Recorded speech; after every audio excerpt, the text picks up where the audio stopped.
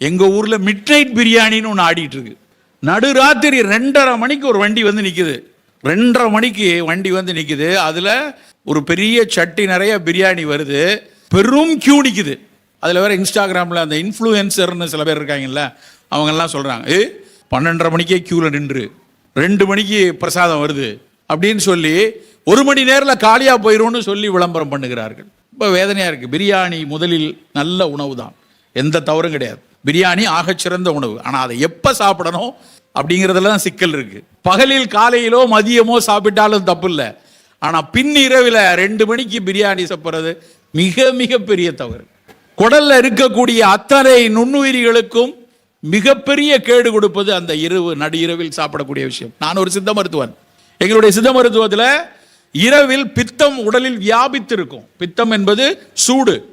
பிரபஞ்சமே குளிர்ந்து இருக்கும்போது நம் உடல் கேடடையாமல் இருப்பதற்கு உடல் சற்று வெம்மையாக இருக்கும். பின்னிரவு தாண்ட தாண்ட இன்னும் வெம்மை கூடும். 2:30 மணி 3 மணிக்கு நவீன மருத்துவம் சொல்கிறது சீரம் கார்டிசால் ரிலீஸ் ஆகும். சீரம் கார்டிசால் ரிலீஸ் ஆகிறது அப்படிங்கிறது பித்தம் மேலோங்கி இருக்கிறதுனுடைய விளைவு. கார்டிசால் உள்ள போனாலே பித்தம் கூடிரும். 3 மணிக்கு எல்லாருக்கும் நவீன அறிவியலாளர்கள் ஏற்றுக்கொள்ள வேண்டிய விஷயம் 2:30 3 மணிக்கு சீரம் கார்டிசால் வரக்கூடிய நேரம். உடம்பெல்லாம் பித்தம் ஏறி இருக்கும். அப்போதான் இரவில் நமக்கு தீங்கு இல்லாமல் நலமாக இருக்கும். அந்த நேரத்தில் பித்தத்தை தலைவிரிச்சு ஆட வைக்கிற விஷயம்தான் பிரியாணி. ஏற்கனவே உடல் வெம்மையாக இருக்கிறது, ஏற்கனவே உடல் சூடாக இருக்கிறது. அப்போ அத்தனை நறுமணம் ஊட்டிகளையும் போட்ட ஒரு பிரியாணியை பின்னிரவில் கோழி பிரியாணியோ இல்லை வெஜிடபிள் பிரியாணியோ என்ன பிரியாணியோ எடுத்து நடு இரவில் சாப்பிட்டோம் அப்படின்னா கண்டிப்பாக அது குடலில் பல்வேறு நுண்ணுயிரிகள் நமக்காக உழைத்து கொண்டிருக்கிற நுண்ணுயிரிகளை சிதைக்கும். நண்பர்களே, குடலுக்குள்ள ஒரு கோட்டிங் மாதிரி அந்த நுண்ணுயிரிகள் உட்கார்ந்துருக்கு. நம்ம இரைப்பை தாண்டி சிறுகுடல் வளைந்து வளைந்து செல்கிறது அல்லவா, அந்த குடலுக்குள்ள ஒரு கோட்டிங் மாதிரி இருக்கும். அவற்றை பீஸ் கீப்பிங் ஆர்கானிசம்னு எழுதுறாங்க. என்ன பீஸ் கீப்பிங் ஆர்கானிசம்? நம்ம சாப்பிடக்கூடிய உணவுகளில் இல்லை நம்ம சுவாசிக்கிற விஷயங்களில் ஏதோ ஒரு தவறினால் உடலுக்குள்ள ஒரு நச்சுக்கள் வந்தால் அந்த நச்சுக்களினால் உடல் தீங்கடையாமல் பாதுகாப்பதற்கு ஒரு கோட்டிங் மாதிரி அந்த நுண்ணுயிர்கள் உள்ளே இருக்கான். அது எப்போ சிதையுதோ அதைத்தான் ஆங்கிலத்தில் லீக்கி கட் அப்படிங்கிறான். லீக்கி கட்னா அந்த குடலில் அந்த சிதைவு வந்த உடனே நம்ம நச்சுக்கள் எல்லாம் இரத்தத்தில் கலந்து விடும். நம்ம சாப்பிடக்கூடிய உணவுகள்லையோ தவறான ஒரு விஷயம் உள்ள போச்சுன்னா அது குருதியில் கலந்து விடாமல் தடுக்கக்கூடியவே அந்த நுண்ணுயிரி. அவற்றை இழக்கக்கூடிய தன்மையை இந்த பின்னிரவில் சாப்பிடக்கூடிய விஷயம் உண்டாக்கிடும். பிரியாணி மட்டும் இல்லை, பரோட்டாவும் அப்படிதான். பரோட்டாவில் உள்ள மிகப்பெரிய பிரச்சனை அதில் இருக்கக்கூடிய ஹை கிளைசிமிக் தன்மை. ஹை கிளைசிமிக்கும் மிகனும் தான். சர்க்கரை வேணும், நம்ம எல்லாருக்குமே அடிப்படை ஆற்றல்ங்கிறது குளுக்கோஸ்ல தான் வருது. ஆனால் அது அளவாக இருக்கணும். எப்போ கூடுதோ எப்போ அதிகபட்ச இனிப்பு வருதோ அப்போ குடலுக்குள்ள இருக்கக்கூடிய அந்த நுண்ணுயிரிகளுக்கு சிக்கல் வர ஆரம்பிக்கும். 30 வருஷத்துக்கு முன்னாடி மருத்துவ கல்லூரியில் படிக்கிற காலத்தில் சித்த மருத்துவ கல்லூரியில் எங்களுக்கு சொல்லி கொடுத்தது என்ன அப்படின்னா, உடலுக்கு நல்லது செய்கிற பாக்டீரியா ஏதாவது ஒரு காரணத்தினால இழந்துட்டோம் அப்படின்னா உன்னுடைய சீரணம் நலமாக இருக்காது, டைஜஷன் பிரச்சனையாக இருக்கும். அப்படி மட்டும்தான் அன்னைக்கு பார்த்தாங்க. ஆனால் இன்றைய அறிவியல் என்ன சொல்லுது அப்படின்னா, டைஜஷன் மட்டும் இல்லை, சீரணத்தை தாண்டி நம்ம அத்தனை பேருடைய எதிர்ப்பாற்றலும் அந்த ப்ரோபயோட்டிக்ஸ்னால தான். நம்முடைய நோய் எதிர்ப்பாற்றல் நம்ம உடம்புல இருக்க இன்னேட் இம்யூன் சிஸ்டம் வாங்க, உள்ளுக்குள்ளேயே கடவுள் நமக்கு ஒரு இயற்கையிலேயே நமக்கு ஒரு எதிர்ப்பாற்றல் இருக்கு. அதை இன்னேட் அப்படிம்பாங்க. அடாப்டிவ் இம்யூன் சிஸ்டம்னா ஒரு பாக்டீரியா வருது, ஒரு வைரஸ் வருது, ஒரு அலர்ஜி வருது, அதை எதிர்த்து போராடக்கூடியது அடாப்டிவ் இம்யூன் சிஸ்டம். இந்த ரெண்டுக்கும் நம்ம குடலுக்கு உள்ளே இருக்கக்கூடிய பாக்டீரியாக்கள் மிகச்சரியாக இருக்கணும். நம்ம அதி சர்க்கரை சாப்பிட்டாலோ அல்லது அதி சர்க்கரை சத்துள்ள இந்த மைதா உணவுகளை சாப்பிட்டாலோ கண்டிப்பாக அந்த லீக்கி கட் உருவாகும். இன்னைக்கு பெரிய அளவில் நம்ம சர்க்கரை ரத்த கொதிப்பெல்லாம் பேசி கொண்டிருக்கிறோம்.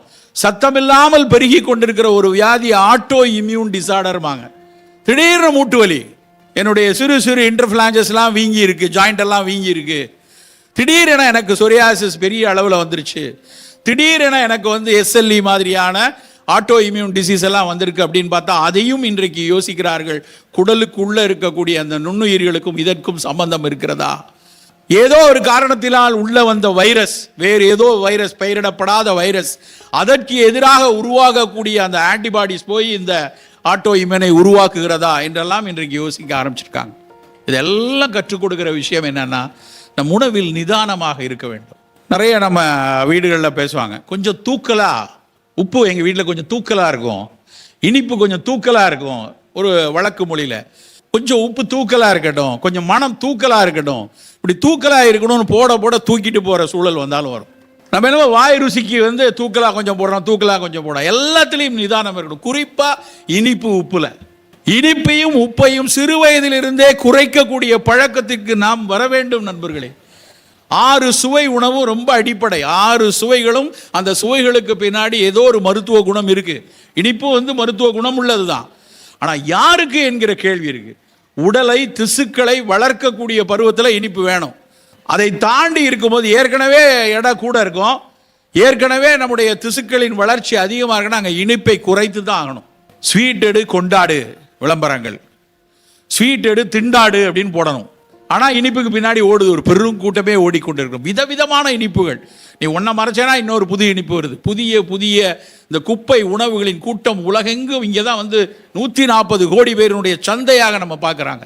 நவம்பர் 18, 2025 ஒரு பப்ளிகேஷன் வந்திருக்கு லான்செட்ல இருந்து.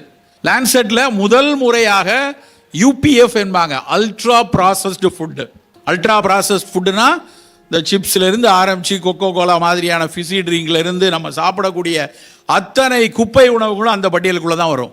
எதெல்லாம் நீ வந்து ருசிக்காகவும் வணிகத்திற்காகவும் மிக அதிகமாக பல்வேறு ரசாயனங்களை கொட்டி பல்வேறு ப்ராசஸ் என்ஜினியரிங் மூலமாக உணவின் வடிவத்தை, சுவையை, நிறத்தை எல்லாத்தையும் மாற்றி மாற்றி கொடுக்கக்கூடிய உணவுகள் எவ்வளவு நோய் கூட்டத்தை உருவாக்குதுன்னு எழுதியிருக்காங்க.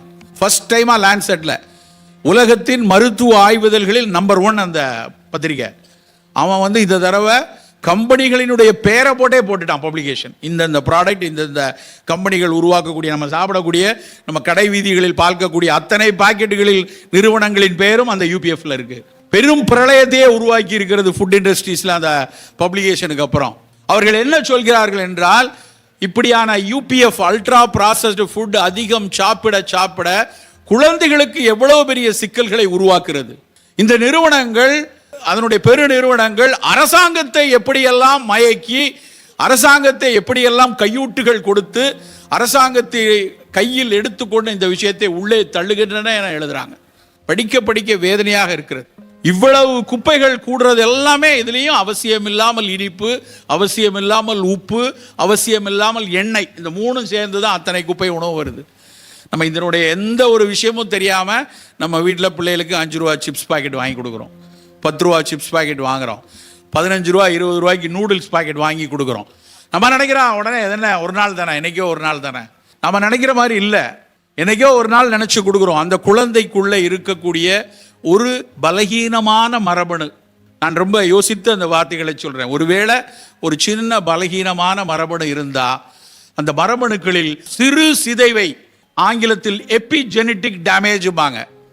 எபிஜெனட்டிக் டேமேஜை அந்த பொருள் உருவாக்கி விடும் நண்பர்களே. ஒரு 14 வயசு 13 வயசு குழந்தை ஆடி பாடி திரிஞ்சு இந்த உலகத்தை எவ்வளவு அழகாக பார்த்து கொண்டிருக்கும் அந்த குழந்தை. ஒரு சின்ன காய்ச்சல் வருது. அந்த காய்ச்சலில், வழக்கமாக காய்ச்சல் வந்தால் சின்ன பிள்ளைகளெல்லாம் எங்களுக்கு காய்ச்சல் வந்தால் ரொம்ப சந்தோஷமாக இருக்கும். ஏன்னா எங்கள் அம்மா பாய் விரித்து படுக்க வச்சுருவாங்க, ஸ்கூல் போக வேண்டாம், as I am suffering from fever அப்படின்னு சொல்லி எங்கள் அப்பா ஒரு இங்கிலீஷில் லெட்டர் எழுதி பக்கத்து வீட்டு பையன்கிட்ட கொடுத்து டீச்சருக்கு கொடுத்து அனுப்பிடுவாங்க. காய்ச்சல் வந்தால் சூடாக கஞ்சி கிடைக்கும், சூடாக இட்லி கிடைக்கும். காய்ச்சல் மிக அழகான விஷயம். சின்ன பிள்ளையில நிறைய பேருக்கு வந்து தெரியும், லீவ் போடலாம்ல ஆரம்பிச்சு. ஆனால் இன்னைக்கு உங்கள் வீட்டில் உங்கள் வீட்டு பிள்ளைங்களுக்கு 2 நாள் காய்ச்சல் அடித்தா நம்ம சந்தோஷமாக இருப்போம், பதறி போகிறோம். என்ன நடக்குன்னு தெரியல. காய்ச்சல் வந்தாலே ஏதாவது வந்துருமோ, அதையும் இதையும் பேசுகிறாங்க, சோசியல் மீடியாவில் அது வருது, டிவியில் இப்படி போடுறான், என்னமாவது இருக்குமோ அப்படின்னு ஒரு பயம் வருகிறது. அப்படித்தான் அந்த 13 வயது குழந்தைக்கும் அவங்க பெற்றோருக்கும் ஒரு பயம். என்கிட்ட தான் ஃபோன் பண்ணாங்க. நான் சொன்னேன், ஒன்றும் காய்ச்சல் தானே, ஒரு 2 நாள் இந்த நிலவேம்பு கஷாயத்தை கொடுங்க, ஒரு பால் செஞ்சு மாத்திரையை போடுங்க, 4 நாள் சரியாக போயிடும், ஒன்றும் பிரச்சனை இருக்காது. 3 நாள் 4 நாள் தாண்டுது, ஆனால் காய்ச்சல் குறையல.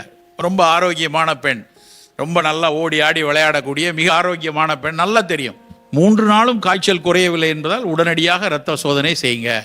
டெங்கியா இருக்குமோ ஒரு சின்ன சந்தேகம், இரத்த தட்டுக்கள் குறைந்திருக்கலாம், பார்த்து. டெங்கியா இருந்ததுன்னா கொஞ்சம் கவனமாக 2-3 நாள் பார்த்து, அதுவும் ஒரு செல்ஃப் லிமிட்டிங் டிசீஸ் தான், ஒரு பிரச்சனையும் இல்லை.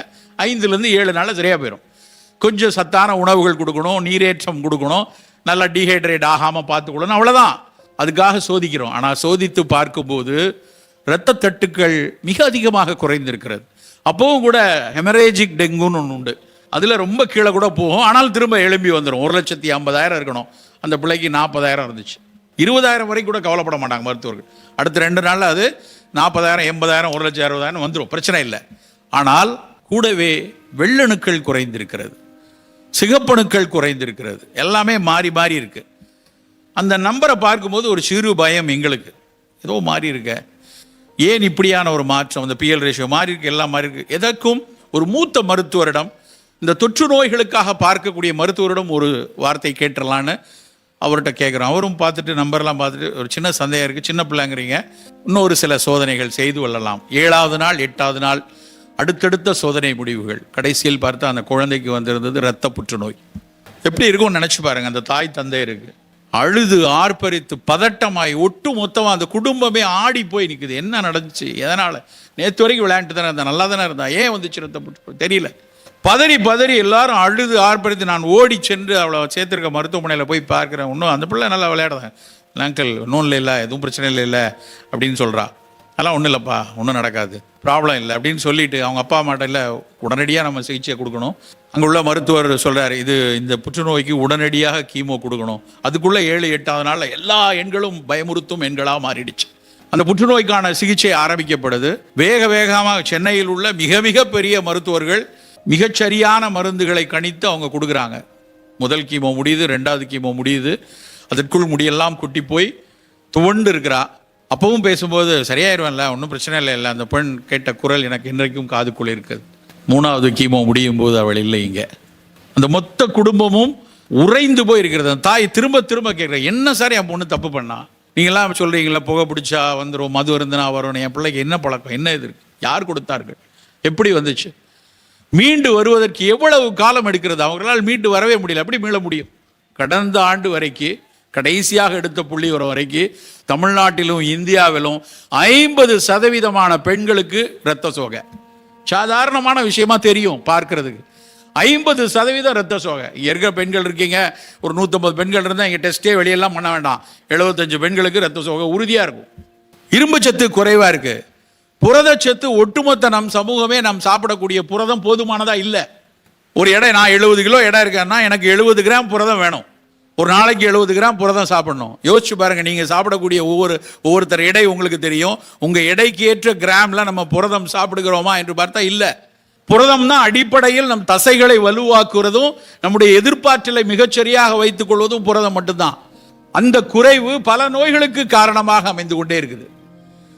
இந்த மாதிரி ஒரு சின்ன காய்ச்சல் வந்து அதுக்கு எதிர்ப்பாற்றல் கொடுக்கதாக இருக்கட்டும், ஒரு சர்க்கரையோ இல்லை இரத்த கொதிப்போ இல்லை என்றால் ஒரு புற்றுநோயோ வந்தால் அதை கையாளுகிற எதிர் நிற்கக்கூடிய ஆற்றலுக்கும் நமக்கு புரதம் வேணும். ஆனால் நம்ம சாப்பிட்ற உணவில் புரதம் மிக மிக குறைவு.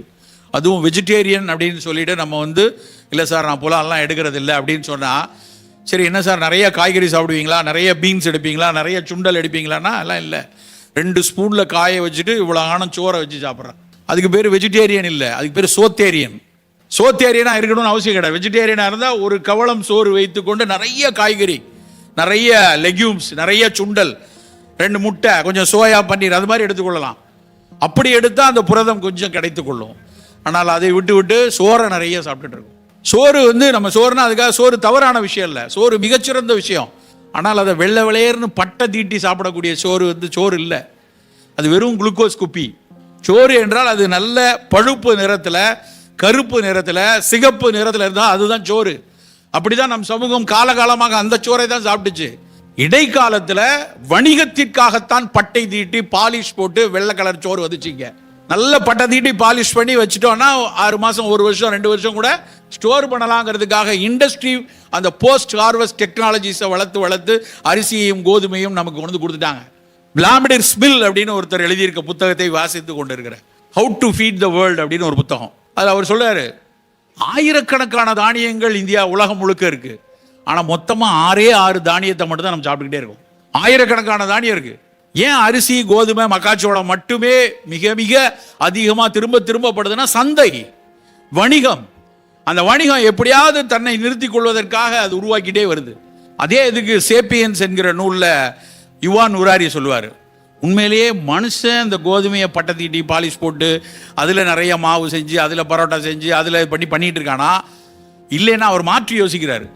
கோதுமை இந்த மனுஷனை எல்லாத்தையும் கரெக்டாக அவன் மண்டையெல்லாம் கழுவி தன்னை நிலைநிறுத்திக் கொள்வதற்காக கோதுமை இதையெல்லாம் செய்கிறதா அப்படின்னு அவர் எழுதுவார் சேப்பியன்ஸில். ரொம்ப முக்கியமான கேள்வி இதெல்லாம். ஆனால் இந்த குப்பை உணவுகள், இந்த பட்டத்தீட்டின அரிசியை சாப்பிட்டு தான் இன்னைக்கு பெரிய பிரச்சனையாக இருக்குது. நம்ம அரிசி சோறு சாப்பிடணும்னா அது பழுப்பாகவோ சிவப்பாகவோ கைக்குத்தலாக அதிகம் உமி நீக்கப்படாத அரிசியை நம்ம எடுத்தோம்னா அது உடலுக்கு நல்லது.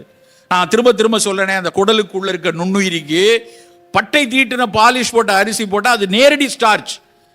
ஆனால் கைக்குத்தலாக பார்பாயில்டாக கருப்பாகவோ சிகப்பாக இருக்கிற அரிசி போனால் அதில் ரெசிஸ்டன்ட் ஸ்டார்ச் இருக்கும். ஸ்டார்ச் தான், எல்லாமே ஸ்டார்ச் தான். சிறுதானியத்தில் இருக்கிறதும் ஸ்டார்ச் தான், அரிசியில் இருக்கிறதும் ஸ்டார்ச் தான். ஆனால் ரெசிஸ்டன்ட் ஸ்டார்ச் இருந்ததுன்னா அது உடலுக்கு நல்லது. அதில் கொஞ்சம் குறைவாக சர்க்கரை கிடைக்கும், குறைவான வேகத்தில் சர்க்கரை கரையும். ரொம்ப அழகான சில அனுபவங்களை பார்க்கும்போது வியப்பாக இருக்கும். நான் சித்த மருத்துவத்தில் படிக்கும்போது ஒரு நோய் எடுகா விதியில் ஒரு பாடல் உண்டு, ரொம்ப அழகான பாடல். வாழை இளம் பிஞ்சொழிய கனியருந்தல் செய்யும் அப்படின்னு ஒரு வாழை இளம் பிஞ்சொழிய கனி அருந்தல் செய்யும் அப்படின்னு. நாங்கள் படிக்கிற காலத்தில் நிறைய கேட்டோம், நம்ம வாழைக்காய் திங்கன்மாடா, இளம் பிஞ்சை போய் சாப்பிட சொல்கிறாங்க, அப்படியே பழுத்து வெம்மி இருக்கிற பழம் தானே நல்லா இருக்கும் அப்படின்னு. இப்போ அறிவியல் சொல்லுது, முழுமையாக ரைப்பன் ஆயிடுச்சுன்னா, வாழைப்பழம் முழுமையாக பழுத்து இனிப்பாக ஆயிடுச்சுன்னா அது முழுக்க வெறும் குளுக்கோஸை மட்டும்தான் தரும். சற்றே காயா இருந்ததுன்னா, ஒரு பிஞ்சாக இல்லை என்றால் பழுப்பதற்கு முந்தைய நிலையில் இருந்தால் அது பூரா ரெசிஸ்டன்ட் ஸ்டார்ச். அந்த ரெசிஸ்டன்ட் ஸ்டார்ச் உடலுக்கு நல்லது. எங்கேயாவது சர்க்கரை வியாதிக்காரங்க சொல்லுவாங்க, சார் நீங்கள் வாழைப்பழமே சாப்பிடக்கூடாதுன்னு சொல்கிறீங்க, ஒரே ஒரு வாழைப்பழம் சின்னதாக சாப்பிடலாமான்னு கேட்பாங்க. அப்போ அதை ஒரு பிஞ்சாக சாப்பிட்டுக்கோங்க, ரொம்ப பழுக்காமல் சற்று காய்வாய்ப்பட்ட ஒரு பழமாக கொஞ்சம் எடுத்துக்கொள்ளுங்க. ஏன்னா அந்த ரெசிஸ்டன்ட் ஸ்டார்ச்சுக்காக. இந்த வாழை இளம் பிஞ்சொழிய கனியருந்தல் செய்யும் எழுதுனவனுக்கு ரெசிஸ்டன்ட் ஸ்டார்ச்சும் லோ கிளைசமிக் இண்டெக்ஸும் தெரியாது. ஆனால் அவர்களுக்கு அதை விட வலுவான அனுபவம் தெரியும். அந்த பிஞ்சா சாப்பிட்டவர்கள் மிகச்சரியாக இருந்திருக்கிறார்கள் என்பதால் தான் அந்த வரியை அவர்கள் எழுதுறாங்க. நண்பர்களே, நம்ம அனுபவத்திலையும் வாழ்விலும் இப்படியான பல கருத்துக்கள் அங்கங்க கொட்டி கிடக்குது. ஆனால் நம்ம அன்றாட உணவுகளில் அதை சேர்ப்பதில் இருக்கக்கூடிய தயக்கமும் இந்த நவீன யூபிஎஃப் அல்ட்ரா ப்ராசஸ் ஃபுட் குவியறதும் தான் இவ்வளவு சிக்கலை உருவாக்குறது. இத்தனை 20 வருடமாக நான் பேசிக் கொண்டிருக்கிறேன், வேணாண்டா விட்டுருங்கடா அப்படின்னா இல்லை. சில பேர் கேள்வி வேற எழுப்புறாங்க, அது என்ன இவ்வளோ பேர் சாப்பிட்றாங்க எல்லாருக்குமா எல்லாருக்கும் வர்றதில்லை. ஆனால் யாரோ ஒருவர் இறந்து கொண்டே இருக்கிறார், யாரோ ஒருவர் மாரடைப்பில் இருக்கிறார். ஏன் வேணாங்கிறோம்? அந்த மைதா மாவில் இருக்கக்கூடிய அலாக்சான். அந்த மைதா மாவில் அலாக்சான் எப்படி வருது? யாரும் சேர்க்கல. அலாக்சானா முதல்ல என்னன்னு தெரியணும். சக்கரை வியாதிக்கு மருந்து ரிசர்ச் பண்ணுவாங்க இல்லையா, சக்கரை வியாதிக்கு இந்த மருந்து வேலை செய்தா அப்படின்னு கண்டுபிடிக்கணும்னா அது எலியில சக்கரை வியாதி குறைதான் முதல்ல விலங்குகளில் டெஸ்ட் பண்ணணும். எலிக்கு எப்படி சக்கரை வியாதியை வர வைக்கிறது? அதுக்கு ஒரு கல்யாணம் பண்ணி வச்சு வேலையில் நாயா பேய அலைய விட்டு சக்கரை வியாதி வர வச்சு அது வரைக்கும் காத்திருக்க முடியாது. ஒரே வாரத்தில் டெஸ்ட் பண்ணணும். அப்போ சர்க்கரையை உண்டாக்க வேண்டும். எலியில் சர்க்கரையை உண்டாக்கணும்னா அதுக்கு ஒரு இன்ஜெக்ஷன் போடணும். அந்த இன்ஜெக்ஷனுக்கு பேர் தான் அலாக்சான். அலாக்சான் இன்டியூஸ்டு டயபெட்டிஸ் ரேட்டில் என் மருந்து வேலை செய்தா, அதுதான் ஆய்வறிஞர்கள் செய்வது. அந்த அலாக்சான் இன்ஜெக்ட் பண்ணுறாங்க இல்லையா, அந்த அலாக்சான் இயல்புலே இருக்கிறது மைதா மாவில். இப்போ யோசிங்க, நம்மெல்லாம் சோதனை எலிகளா? தினம் அந்த பரோட்டாவை தின்னோன்னா அந்த அலாக்சான் உள்ளே போகத்தான் செய்யும். படுவேகமாக ரத்தத்தில் சர்க்கரையை ஏற்றும், படுவேகமாக அந்த கட்டில் ஓட்டைகளை உண்டாக்கி லீக்கி கட்டை உண்டாக்கும். இப்படியெல்லாம் உருவாகும் போது அது நோய்களை உருவாக்கும். எப்படி பட்டை தீட்டிய வெள்ளை விளையர் அரிசி இட்லி பிரச்சனையோ அதே மாதிரி இந்த மைதாமாவும் பிரச்சனை தான். அதனால்தான் நண்பர்களே, காலை உணவு என்பது காலையில் நல்ல புரதம் நிறைந்த உணவை எடுங்க. காலையில் நல்ல இவ்வளோ சுண்டல், 2 முட்டை, ஏதாவது கோழி துண்டு சாப்பிடுவானா கோழி துண்டு, இல்லை சார் நான் புலால் சாப்பிடலை மரக்கறியாளர், ஓகே, நல்ல சோயா பன்னீர், சுண்டல், நிலக்கடலை, பாதாம் பருப்பு, எது வசதி இருக்கோ அதுக்கேற்ற மாதிரி இந்த பயிர்கள்லாம் சேர்த்து காலை சாப்பாடு சாப்பிடணும். பல முறை கூட்டங்களில் பேசும்போது யாராவது ஒருத்தர் இருந்துச்சு கேட்பாங்க, சார் இதெல்லாம் பிஃபோர் ஃபுட்டா ஆஃப்டர் ஃபுட்டா? ஏன்னா நடுவில் இட்லியை காணோன்னு ஒரு பயம் வந்துடும். காலையில் சுண்டலுக்கு அதுக்கப்புறம் 2 இட்லியை சாப்பிட்டா தான் மன நிறைய உண்டு. இல்லை சார் இதுதான் சாப்பாடு, இதைத்தான் நீங்கள் எடுக்கணும், இப்படியான உணவைத்தான் தேடணும் என்று சொல்லி சொல்லி அழுத்து போயிடுச்சு. அந்த அளவுக்கு நாம் உணவினுடைய அந்த சுவைக்கு, அந்த சுவை, அந்த இனிப்பு சுவைக்கு அடிமைப்பட்டு கிடக்கிறோம். அந்த இனிப்பு சுவையிலிருந்து வெளியே வரணும். தேநீர் அப்படின்னா நல்ல கொதிக்கிற வெந்நீரில் ஒரு 3 ஸ்பூன் தேயிலையை போட்டு மூடி வச்சுட்டு ஒரு 4-5 நிமிடத்துக்கு அப்புறம் எடுத்து குடித்தாதான் அதுதான் தேநீர். நம்ம சாப்பிட்றதுக்கு பேர் தேநீர் பால் பாயசம். காலையில் நல்ல பாலில் சர்க்கரையை போட்டு தேயிலையை போட்டு நல்ல அது ஒரு பெரிய இது மாதிரி காய்ச்சி அதை குடித்துக்கிட்டு நாம் வந்து தேநீர் குடித்தோன்னு சொல்லி கொண்டு இருக்கிறோம். நண்பர்களே, மிக மிக கவனமாக இருக்க வேண்டிய காலகட்டத்தில் இருக்கிறோம். எதெல்லாம் நமக்கு அச்சுறுத்துகள் கொடுக்கிறதோ அத்தனையும் நாம் சிறு வயதிலிருந்தே நீக்கக்கூடிய தன்மை வேணும். சக்கரை வியாதி வந்ததுக்கு அப்புறம் பார்த்துக்கலாம் அப்படின்னு முடிவெடுக்க முடியாது. இன்னைக்கு நிறைய பெண்களுக்கு, இளம் பெண்களுக்கு பிசிஓடின்னு ஒரு பிரச்சனை, பாலிசிஸ்டிக் ஒவேரியன் டிசீஸ். ஒரு காலத்தில் பிசிஓடி சினைப்பை நீர்க்கட்டிகள் அப்படின்னா எங்கேயோ எப்பொழுதோ கேள்விப்படுவோம். நாங்கள் படிக்கிற காலத்துலலாம் கருத்தரித்த பெண்ணுக்கு ஒரு அல்ட்ராசவுண்ட் எடுப்பாங்க, குழந்தை எப்படி இருக்கு நல்லா இருக்கான்னு பார்க்கும்போது கூடுதலாக ஒரு இன்ஃபர்மேஷன் வரும், அவங்களுடைய ஓவரியில் கொஞ்சம் சிஸ்ட் இருக்குது அப்படின்னு எழுதுவாங்க, கருத்தரித்த பெண்ணில். ஆனால் இன்றைக்கு கருத்தரிப்புக்காக ஏங்கி கொண்டிருக்கக்கூடிய பல பெண்களுக்கு மிக முக்கியமான காரணமாக பிசிஓடி இருக்குது. நிறைய நீர்க்கட்டிகள் இருக்கிறதுனால அந்த சினைப்பையிலிருந்து சினை முட்டை வருவது தாமதமாகிறது, அல்லது அந்த சினை முட்டை வளர்ச்சியை அது குறைக்குது. ஏன்?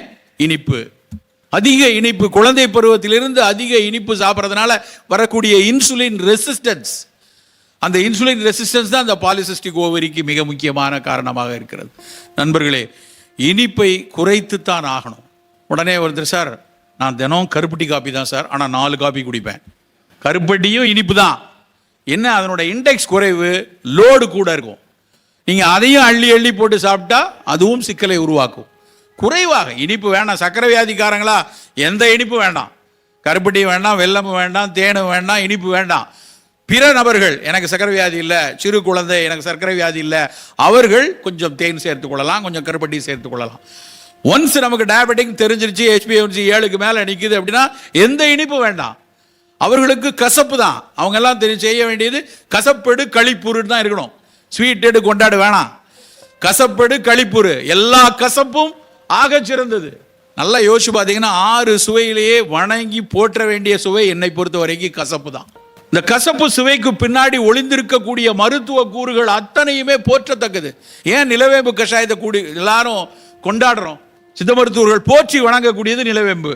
காரணம் அதில் இருக்கக்கூடிய கசப்பு, அதீத கசப்பு. அந்த அதீத கசப்புக்கு பின்னாடி இருக்கக்கூடிய அந்த மருத்துவ கூறுகள், அந்த கசப்புக்கு பின்னாடி இருக்க மருத்துவ கூறுகள் ஏதாவது ஒரு வகையில் வைரஸை எதிர்ப்பதற்கோ உடலுக்கு ஆரோக்கியம் தருவதற்கோ உதவியாக இருக்கும். கசப்பு நம்ம அன்னாட உணவுல ஏதாவது ஒன்று இருக்கணும். ஏதாவது ஒரு நல்ல யோசிச்சு பாருங்க. போன வாரத்தில் நம்ம கசப்பு எத்தனை பேர் தினசரி கசப்பு சாப்பிட்ருப்போம்? தினசரி உப்பு சாப்பிடாம இருந்திருக்கவே மாட்டோம், ஆனால் தினசரி கசப்பு சாப்பிட்ருக்க மாட்டோம். அது வெந்தயமோ இல்லை என்றால் கருவேப்பிலையோ கோவக்காயோ பாகக்காயோ ஏதாவது ஒரு கசப்பு தினம் உணவில் இருக்கணும். துவர்ப்பு அடுத்து, 2வது கசப்புக்கு அடுத்து துவர்ப்பு. துவர்த்தல் என்றால் தமிழ்ல உலர்தல் என்று அர்த்தம். தேவையற்ற சுரப்புகளை உலர வைக்கக்கூடிய தன்மை அந்த துவர்ப்பு செய்கைக்கு உண்டு. வாழைப்பூ, வாழைத்தண்டு, நெல்லிக்காய், இப்படியான உணவுகளை நம்ம தினம் தினம் சேர்த்தாக வேண்டும் நண்பர்களே. குட்டி குட்டியாக அவை மருத்துவத்தில் நம்ம உடலுக்கு ஒரு மருத்துவத்தன்மையை கொடுத்து கொண்டே இருக்கும். உணவில் மணமூட்டிகள் இருக்கணும். அந்த பிரியாணியை கொண்டாடுறது காரணம் அதில் ஒரு விஷயம் என்னன்னா, அதில் இருக்கக்கூடிய நறுமண மூட்டிகள், அத்தனை நறுமண மூட்டிகளும் மனம் மட்டும் கொடுக்கறது இல்லை, உடலுக்கு ஏதாவது ஒரு வகையில் நலம் பயக்கும். இந்த ஸ்பைசஸ்ன்னு சொல்ற இடத்துல மிளகாவத்தல் மட்டும்தான் பிரச்சனை. மற்ற அத்தனை இஞ்சி, பூண்டு, புதினா, ஜாதிக்காய், ஜாதிபத்திரி, வெங்காயம், சீரகம், கருஞ்சீரகம் எல்லாமே ஏதாவது ஒரு வகையில் உடலுக்கு நலம் பயக்கக்கூடியது. அளவோடு சாப்பிட்டா அவற்றை ஒரு தேநீராக பருந்தலாம். தினசரி ஒரு மசாலா சாய் அப்படிங்கிற மசாலா டீயா நீங்கள் இந்த பொடிகளை போட்டு தேயிலையை போட்டு ஒரு தேநீராக எது இருக்கிறதோ வீட்டில் இருக்கிறத வச்சு நம்ம குடிக்கலாம். தினம் இந்த தேநீர் தான் குடிக்கணும்னு அவசியம் இல்லை. ஒரு நாள் நெல்லிக்காயை போட்டு தேநீர் அருந்துங்க, ஒரு நாள் இந்த மசாலா பொருட்களை போட்டு தேநீர் அருந்துங்க, லவங்கப்பட்டையை போட்டு தேநீர் அருந்துங்க. அந்த பிரியாணிக்கு மேலே ஒன்று இருக்க, நட்சத்திர வடிவில் உள்ள பிரியாணி வாங்கும்போது மேலே ஒன்று வச்சு கொடுத்து அனுப்புவாங்க. ஆங்கிலத்தில் ஸ்டார் அனைஸ் அப்படின்னு பேர். அன்னாசி பூ தக்கோலம் என்று சொல்வார்கள். அந்த அன்னாசி பூ தக்கோலம் பல வைரஸ்களை எதிர்க்கக்கூடியது. இன்னைக்கு காய்ச்சல் அடிச்சா நவீன மருத்துவர்கள் எழுதக்கூடிய அந்த டாமி ஃப்ளூ அந்த அன்னாசி பூவிலிருந்து தான் எடுக்கிறாங்க.